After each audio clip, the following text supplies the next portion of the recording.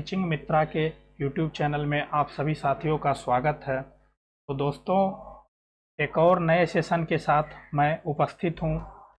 आज का हमारा यह टॉपिक जो कि गणित एवं शिक्षा शास्त्र से लिया गया है। इसमें प्रीवियस ईयर में जो ऑनलाइन एग्ज़ाम हुए थे उसके कुल 15 प्रश्नों का कलेक्शन इसमें लिया गया है।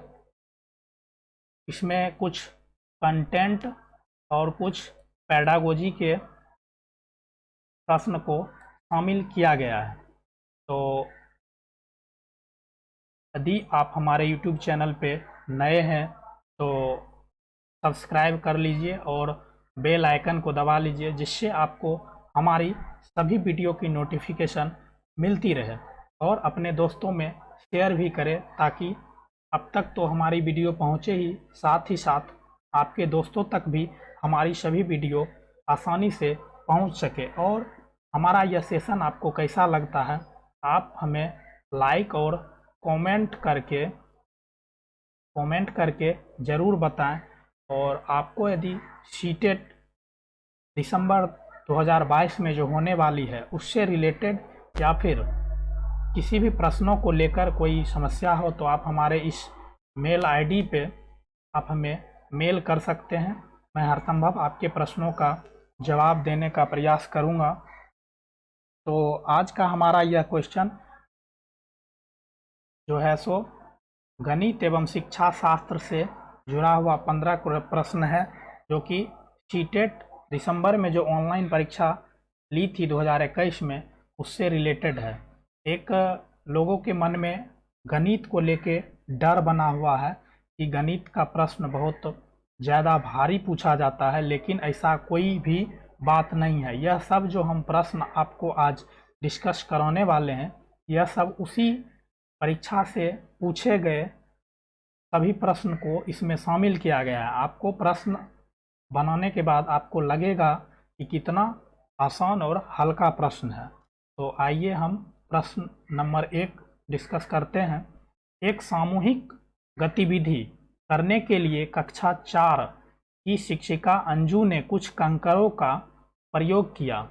उसने कंकरों का 1/5 भाग 1 को, 1/4 भाग समूह 2 को और 1/3 भाग समूह 3 को दिया।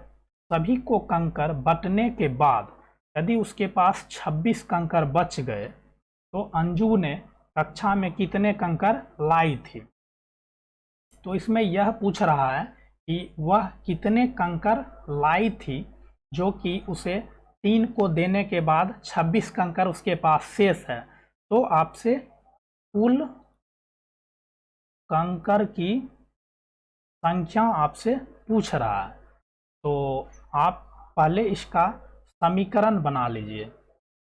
समीकरण यदि आप बनाना सीख लेते हैं तो फिर आपको ऐसे प्रश्नों को सॉल्व करने में किसी भी प्रकार की कोई समस्या नहीं होगी। तो हम मान लेते हैं, माना कि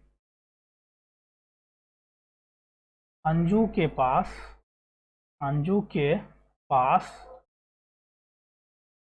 कंकर की संख्या बराबर 1।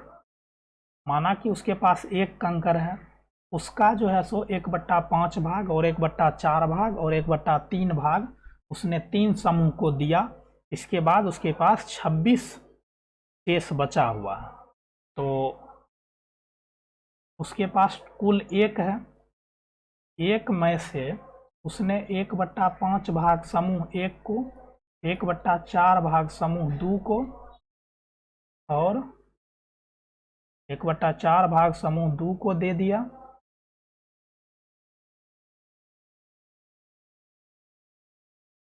उसके बाद 1/3 भाग समूह 3 को दे दिया।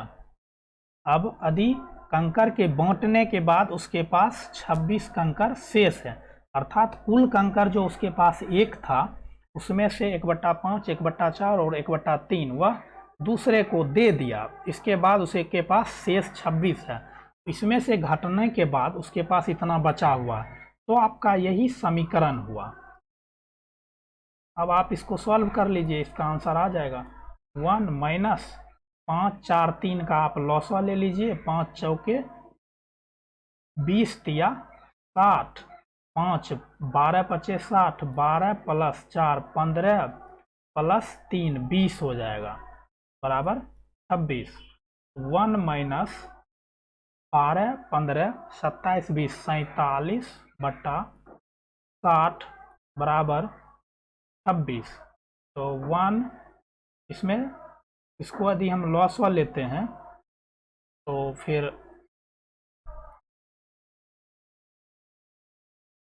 यहाँ से 60 माइनस 47 बट्टे 60 बराबर 26, 13 बट्टा 60 बराबर 26 ये आता है। तो आपको कुल संख्या एक है, एक का मान निकालना है।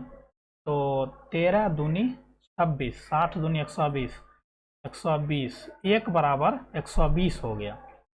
एक यहाँ से एक का मान हो गया 120, यही आपको निकालना था। तो आपका ऑप्शन बी इसका आंसर हो जाएगा।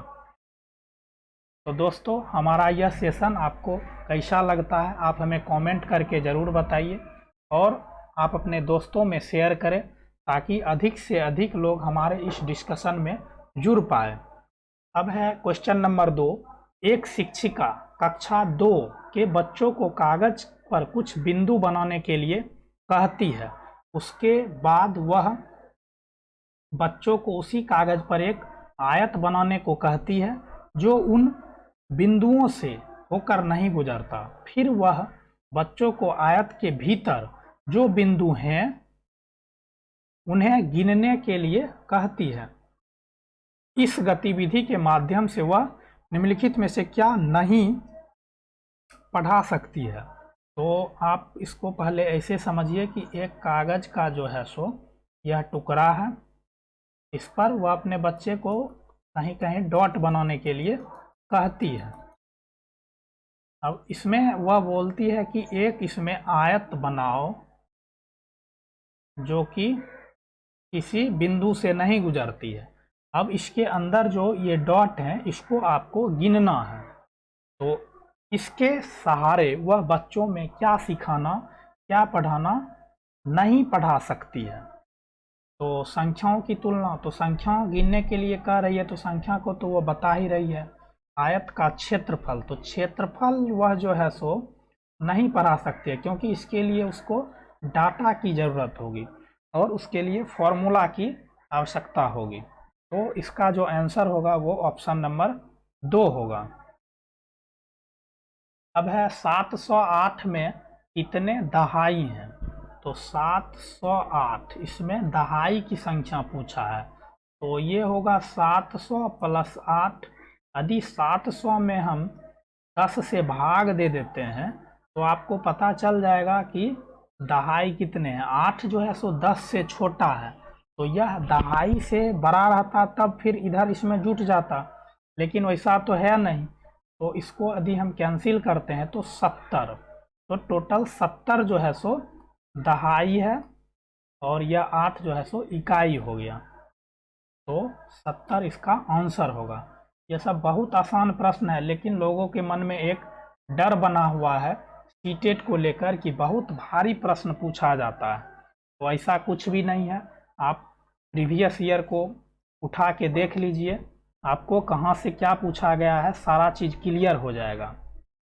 अब एक प्रश्न है 6 अंकों की एक संख्या में 1000 के स्थान पे। पहले 6 अंकों की संख्या के लिए हम स्थान बना लेते हैं, 2 3 4 5 और ये 6।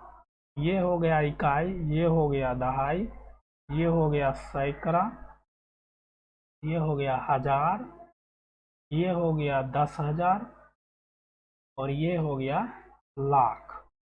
अब हम यहाँ पे संख्या को सजा लेंगे। तो कहा गया है कि 6 अंकों की एक संख्या में 1000 के स्थान पर अंक 4 है, तो 1000 पे 4 है।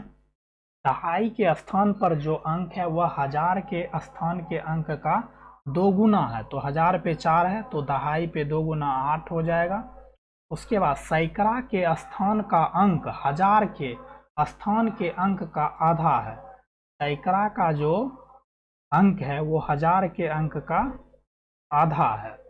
इकाई के स्थान का अंक सैकड़ा के स्थान के अंक का आधा है। सैकड़ा का आधा इकाई का अंक है। 10,000 के स्थान का अंक हजार और सैकड़े, हजार और सैकड़ा का योग है। हजार और सैकड़ा का योग है। लाख के स्थान का अंक 10,000 के स्थान के अंक का आधा है, तो यह 3 हो जाएगा। तो 36, 3,64,281 इसका आंसर होगा ऑप्शन नंबर डी। तो इस तरह के प्रश्न को करने के लिए आपको यदि पहले पूछा है कि 5 अंकों की संख्या, तो पहले उसके लिए आप 5 जगह स्थान जो है सो इंगित कर लें, तब आपको इस तरह के प्रश्न बनाने में काफ़ी आसानी होगी। और यह सब काफ़ी हल्का प्रश्न है, सिर्फ इतना बड़ा जो है सो इसका लैंग्वेज दिया गया है, लेकिन अंदर आप इसको झांक के देखिए, इसमें कुछ पूछा ही नहीं गया, एकदम वेरी सिंपल है। आप इतना बनाने की ज़रूरत ही नहीं है। आप यहाँ से संख्या पर भी चेक कर सकते हैं, इकाई दहाई में संख्या दिया हुआ है, आप ऑप्शन से चेक कर सकते हैं। हम तो आपको समझाने के लिए इस तरह से बना दिए हैं। आइए अगले प्रश्न पे। अब है अनुक्रम 0, 1, 1, 2, 3, 5, 8, 13, 21, 34 की अगली संख्या क्या होगी। तो इस प्रकार के प्रश्न को करने के लिए आपको थोड़ा सा कॉमन सेंस लगाना होगा। यह जो सीरीज आगे बढ़ रहा है, यह किस आधार पे आगे बढ़ रहा है। यदि आप इस सीरीज को नहीं समझ पाते हैं तो फिर इस तरह के प्रश्न आप नहीं कर पाइएगा। तो यहाँ पे देखिए 0, 1, फिर 1, 1, अर्थात 0 और 1 को जोड़ने के बाद 1 आया, फिर 1 और 1 को जोड़ने के बाद 2 आया, फिर 2 और 1 को जोड़ने के बाद 3 आया, फिर 3 और 2 जोड़ने के बाद 5 आया, अर्थात 2 अंक के जोड़ने के बाद अगला संख्या बन रहा है। यहाँ पे 21 और 34 को जोड़ते हैं, 21 और 34 को, तो 4, 1, 5, 3, 2, 5, 55, 55 होगा इसका आंसर। तो यह रीजनिंग का क्वेश्चन है और कॉमन सेंस का क्वेश्चन है। इसमें आप कॉमन सेंस, आपका जो है सो माइंड कितना एक्टिव है, जो आप इस सीरीज को आसानी से समझ पाते हैं। यह ज़्यादा भारी नहीं पूछा जाता है, कभी असेंडिंग ऑर्डर में रहेगा, कभी डिसेंडिंग ऑर्डर में, कभी 2 या 3 को छोड़ के रहेगा, या फिर अलग अलग नॉर्मल सीरीज रहता है। तो आप इसे आसानी से कर सकते हैं। अब है गोपाल जी के पास 8 गायें हैं और प्रत्येक गाय रोज 2 लीटर दूध देती है। 8 गाय है तो प्रतिदिन दूध हो जाएगा, 8 गाय है और 2 लीटर देता है, तो 16 लीटर दूध प्रतिदिन हो जाएगा, जिसे वह पास के होटलों में 15 रुपया प्रति लीटर के हिसाब से बेचता है। यदि वह जून के महीने में हर दिन दूध बेचता है, वह कितनी राशि कमा लेगा। तो जून महीना का जो दिन होता है वह 30 दिन होता है। आपको सभी महीना का दिन याद रखना है। यदि आपको महीना का दिन नहीं पता रहेगा, यदि आप वहाँ कंफ्यूज कर जाएंगे, तो फिर इस तरह के प्रश्न आप नहीं बना पाएंगे। तो जून माह में कुल दूध बराबर 16 लीटर गुना 30 दिन, 16 × 48, 480 लीटर। अब है 15 रुपया प्रति लीटर, तो कुल राशि बराबर 480 × 15, तो यह 7200। आप जब गुना कीजिएगा तो आपको 7200 इसका आंसर आएगा, ऑप्शन नंबर बी। तो ऐसे प्रश्न करने के लिए आपको पहले डाटा को समझना होगा, उसके बाद डाटा के साथ साथ आपको महीना का दिन पता होना चाहिए कि जनवरी में कौन सा महीना होता है, फरवरी में कौन सा महीना होता है, मार्च में कौन सा होता है, और फरवरी का महीना लीप ईयर आने पर 28 से 29 किस वर्ष हो जाता है। ये सब बात को आपको ध्यान में रखना पड़ेगा, क्योंकि आपको क्वेश्चन फंसाने के लिए कुछ उल्टा पुल्टा दे सकता है। आइए अब अगला प्रश्न पे देखते हैं। 86 सेंटीमीटर लंबे एक तार को मोड़कर एक आयत बनाया जाता है जिसकी लंबाई 26 सेंटीमीटर। फिर उसी आयत को मोड़कर एक और आयत बना जाता है जिसकी लंबाई 31 सेंटीमीटर है। अर्थात दो आयत बनाया जाता है। आयत 1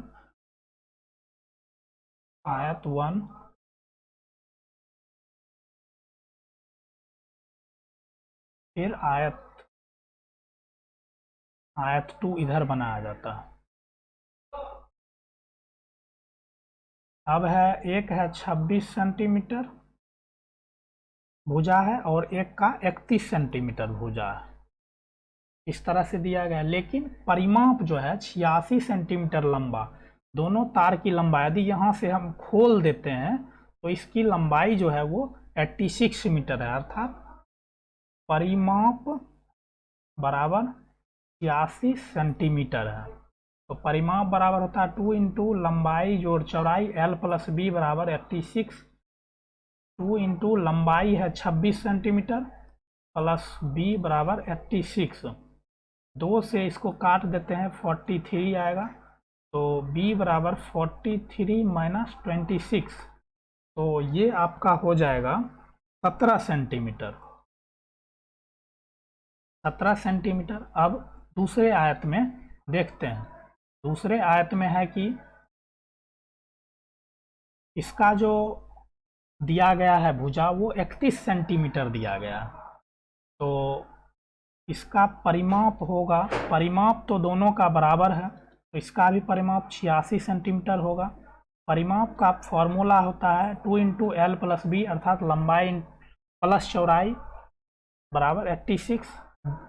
अब 2 इंटू एल, लंबाई इसका दे दिया है 31 प्लस चौड़ाई आपको निकालना है बराबर 86। 2 से इसको काट देंगे 43, तो b बराबर 43 माइनस 31 इक्वल टू 12 सेंटीमीटर। अब जो है ये जो चौड़ाई निकला और ये जो चौड़ाई निकला, इसके बीच के अंतर आपसे पूछ रहा है। चौड़ाई का अंतर आपको बताना है, तो ये हो जाएगा 17 माइनस 12 इक्वल टू 5 सेंटीमीटर आपका आंसर हो जाएगा, ऑप्शन नंबर सी। तो ऐसे प्रश्न को करने के लिए पहले आपको समझना पड़ेगा। यदि आप सही से समझ नहीं पाते हैं तो फिर आपको यह प्रश्न आपसे सॉल्व नहीं हो पाएगा, क्योंकि यहाँ पे जिस प्रकार से लैंग्वेज में थोड़ा उलझाया है, यहाँ पे 86 सेंटीमीटर लंबे एक तार को मोड़कर एक आयत बनाया जाता है जिसकी लंबाई 26 है, और फिर उसी आयत को मोड़कर, तो यहाँ पे थोड़ा सा आपको समझने में दिक्कत हो सकती है। लेकिन एक ही तार है जिसे एक इस टाइप का बनाया जाता है आयत, और एक इस टाइप का आयत बनाया जाता है, अर्थात एक 26 सेंटीमीटर भुजा वाली और एक 31 सेंटीमीटर भुजा वाली। तो दोस्तों, यह सेशन आपको कैसा लगता है हमें कमेंट करके ज़रूर बताएं, और यदि आपको अच्छा लगता है तो आप अपने दोस्तों में शेयर ज़रूर करें और हमारे सेशन को लाइक अवश्य करें। अब है, शिक्षिका ने कक्षा के 5 विद्यार्थियों को कुछ वस्तुओं के कोने का अवलोकन करने के लिए कहा। कॉपी, मेज, श्यामपट्ट। कॉपी, इसमें ये कोना है, तो कोना होता है इस टाइप का। इस गतिविधि के द्वारा वह चर्चा कर सकती है। तो कोना के दिखाने का मतलब है कि एंगल का वो चर्चा करना चाहती है। इसमें भी एंगल है। और कॉपी, मेज और श्यामपट्ट, इसका जो एंगल होता है वो राइट एंगल ट्रायंगल अर्थात समकोण होता है।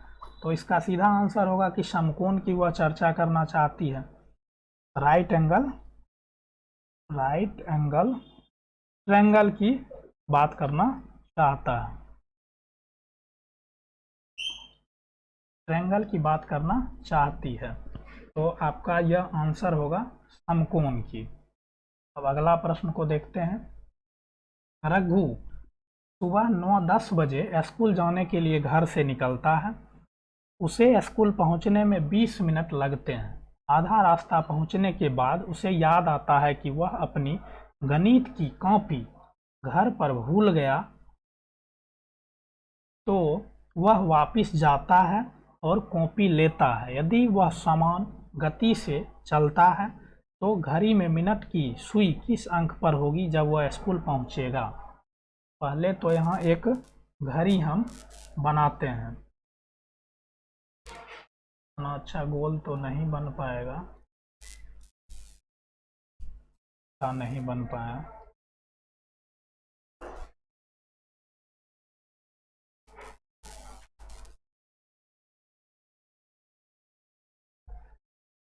मान लीजिए यह एक घड़ी है, यहाँ 12 है, यहाँ 6 है, यहाँ 3 है और यहाँ 9 है। यहाँ 1 2 4 5, यहाँ 7, यहाँ 8, यहाँ 10 और यहाँ 11।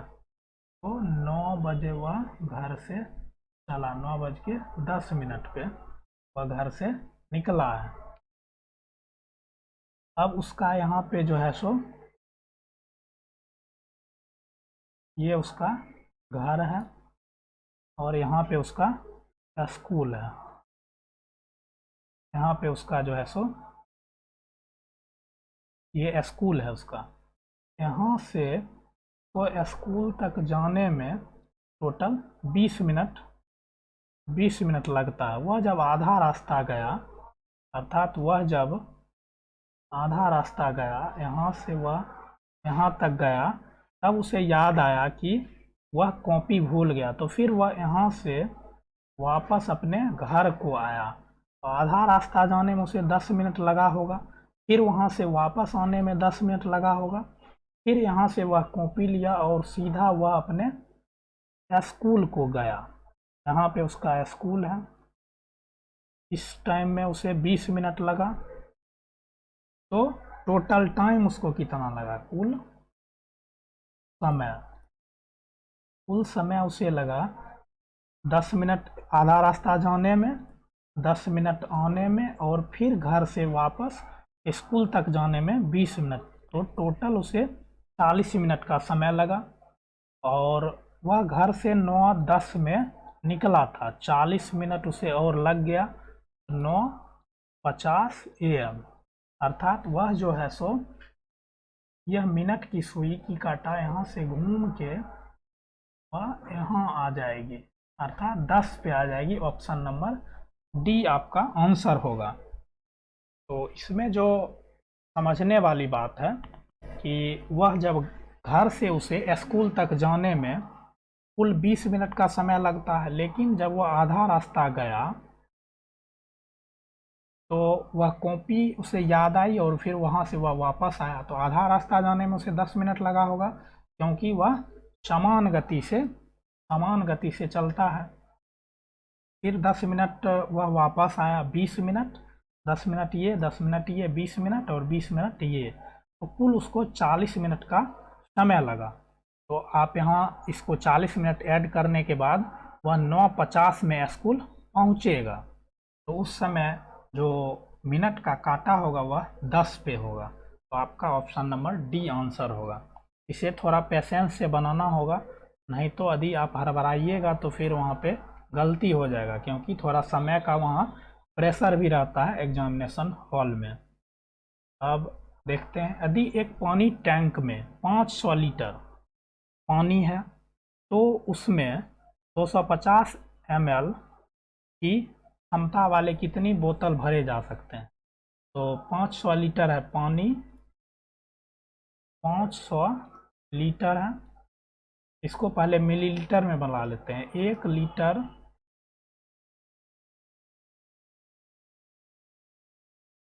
लीटर बराबर 1000 मिलीलीटर होता है। तो 500 लीटर, 500 इंटू 1000 मिलीलीटर, ये हो गया। अब कह रहा है कि 250 ml का बोतल भरा जा रहा है, तो कुल बोतल की संख्या बराबर कुल पानी का आयतन बटा बोतल की आयतन बटा बोतल की आयतन। ये हो जाएगा आपका 500 इंटू 1000 बट्टे 250। इससे आपको 2 बार में काट दीजिएगा तो आपका 2000 बोतल, ये आपका आंसर हो जाएगा।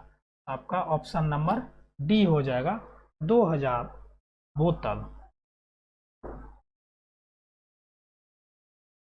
तो इसमें जो है सो थोड़ा सा सिर्फ ये लीटर और मिलीलीटर, ये जो यूनिट है, आपको इस यूनिट का थोड़ा ध्यान रखना पड़ेगा कि यहाँ पर जो यूनिट दिया गया है मिलीलीटर में है और ये लीटर में। यदि दोनों लीटर में रहता तो फिर इसका आंसर आपको बदल जाता। तो सिर्फ इस यहाँ पे यूनिट पे थोड़ा ध्यान देना है। तो देखिए कितना आसान सा प्रश्न इसमें पूछा गया है। ये सभी प्रीवियस ईयर में पूछे गए प्रश्न हैं। आइए हम अगले प्रश्न पे अब चलते हैं। गणित को पढ़ने के लिए खेल और पहेलियाँ प्रभावकारी रणनीतियाँ हैं, क्योंकि यह निम्नलिखित को बढ़ावा देने में सहायक होती है। गणित को पढ़ने के लिए जो खेल और पहेलियाँ प्रभावकारी रणनीति है, क्योंकि यह निम्नलिखित को बढ़ावा देने में सहायता देती है। तो कार्य विधि समझ, संकल्पनात्मक समझ, तो इसका आंसर ये होगा, क्योंकि गणित जो ऐसा विषय है वो कॉन्सेप्ट पे आधारित विषय है। इसमें ज़्यादा कॉन्सेप्ट की बात होती है। तो यदि आपको गणित पढ़ने के लिए खेल और पहेली विधि का आप यूज करते हैं तो इस रणनीति से बच्चों में संकल्पनात्मक अर्थात कॉन्सेप्चुअल डेवलपमेंट होगा। तो इसका आंसर ऑप्शन बी हो जाएगा। निम्नलिखित में से कौन सा कथन गणित पाठचर्या में शाब्दिक समस्याओं के उद्देश्य को उपयुक्त वर्णन करता है? उद्देश्य के वर्णन करता है। तो इन्हें विद्यार्थियों की भाषा क्षमता को परखने के लिए प्रयोग किया जाता है। ये गणितीय समस्याओं को हल करने हेतु किसी भी औपचारिक कलन विधि का परिचय करने में सहायता करती है। ये गणित को स्कूल से बाहर के संसार से जोड़ती है। तो आपका आंसर ये होगा कि इसमें जो कथन दिया गया है वो गणित के विषय में गणित को स्कूल के बाहर के संसार से जोड़ती है।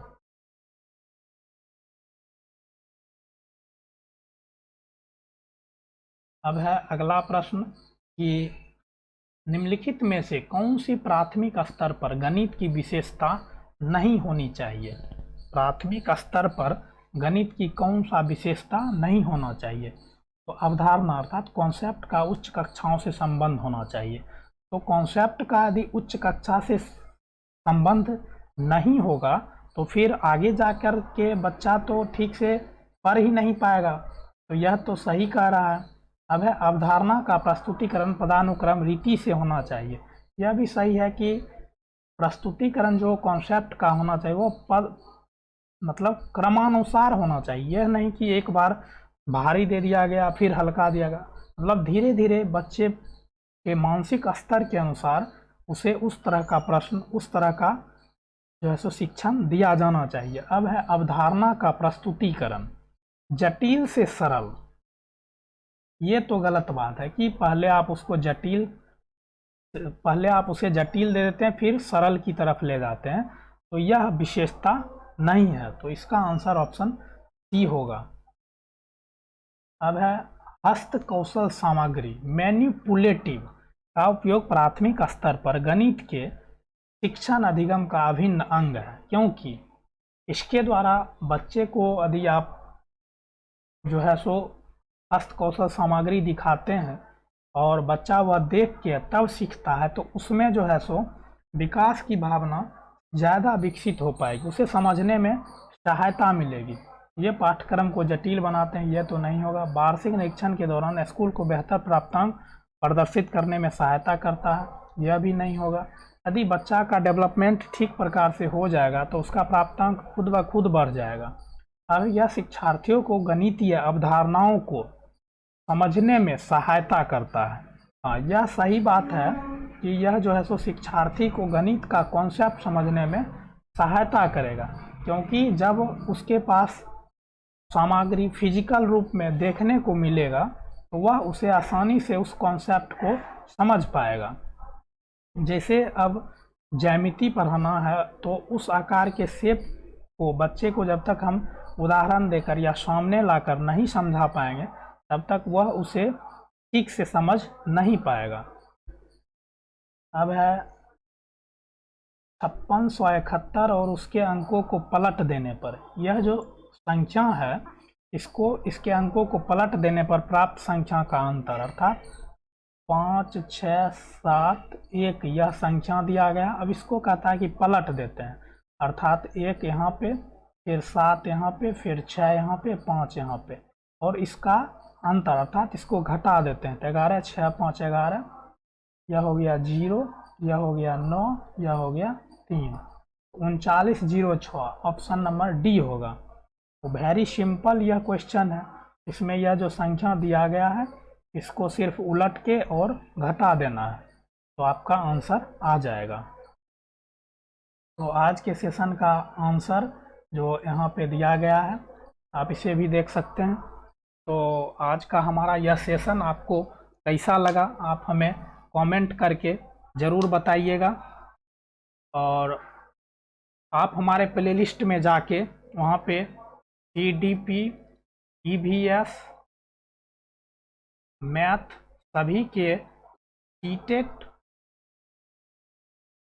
दिसंबर 2021 में जो ऑनलाइन एग्ज़ाम हुए थे उसका सभी शिफ्टों का डिस्कशन मेरे द्वारा कराया जा रहा है हमारे चैनल पे। तो आप हमारे प्ले लिस्ट में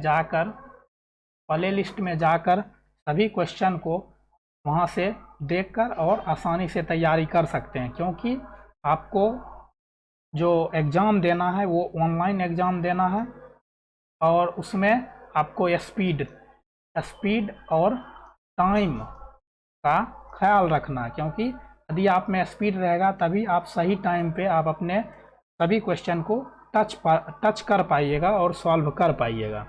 तो दोस्तों, यदि आप हमारे यूट्यूब चैनल पे नए हैं तो एक बार सब्सक्राइब करके बेल आइकन ज़रूर दबा लें और आप अपने दोस्तों में शेयर करें, ताकि आप तक तो हमारी वीडियो पहुंचे ही, साथ ही साथ आपके दोस्तों तक भी हमारी सभी वीडियो की नोटिफिकेशन मिलती रहे। और यह सेशन कैसा लगा आपको, आप हमें लाइक और कमेंट करके ज़रूर बताइएगा। और आपको सीटेट से संबंधित या किसी विषय से संबंधित प्रश्नों को लेकर कोई क्वेरी हो तो आप हमें हमारे इस ईमेल आईडी पे मेल कर सकते हैं। और आप अपना अध्ययन जारी रखिए, कंटेंट के साथ साथ प्रीवियस ईयर क्वेश्चन को देखते रहिए।